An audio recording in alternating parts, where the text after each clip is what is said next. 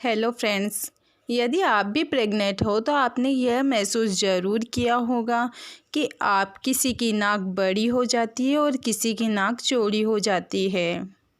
तो यह बदलाव आप महसूस करोगे, लेकिन ज़रूरी भी नहीं है कि हर प्रेग्नेंट महिला को यह बदलाव हो, क्योंकि सबकी बॉडी चेंजेज अलग अलग होते हैं। ओल्ड लेडीज़ों के अनुसार तो इन्हीं से पता लगाया जाता था कि आपके गर्भ में पल रहा लड़का है या लड़की।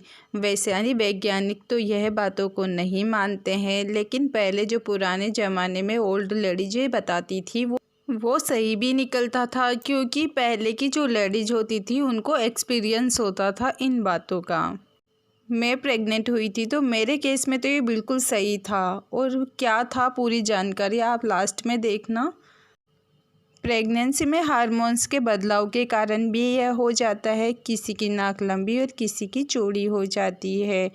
डॉक्टर्स का तो मानना यह है कि हार्मोन्स बदलाव होने के कारण कभी नाक में, हाथ में भी सूजन दिखाई देती है। बहुत सी महिलाओं के बाकी अंगों में, जैसे कि पैर में, इनमें भी सूजन दिखाई देती है।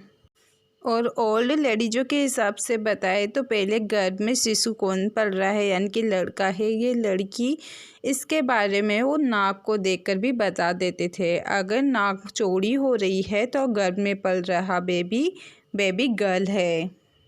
और यदि आपको नाक पतला पतला सा और हल्का सा लंबा महसूस हो रहा है तो कहा जाता था कि आपके गर्भ में पल रहा शिशु बेबी बॉय है।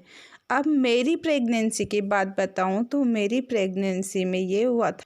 तो मेरा एक्सपीरियंस तो ये रहा है कि मेरी जब प्रेगनेंसी थी उस टाइम पे मेरा नाक बिल्कुल पतला हो गया था और हल्का सा तीखा सा लंबा सा नज़र आने लग गया था। तो सब कहते थे कि इसका तो नाक ही नाक निकल गया है।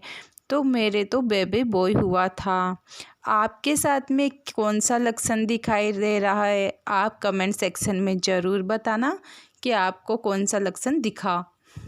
ओल्ड लेडीज़ों के हिसाब से कहें तो पहले जो लक्षण बताए जाते थे उनके हिसाब से वो 100% सही भी निकलते थे, क्योंकि पहले डॉक्टर्स वगैरह नहीं होते थे, उनके पास नहीं जाया जाता था।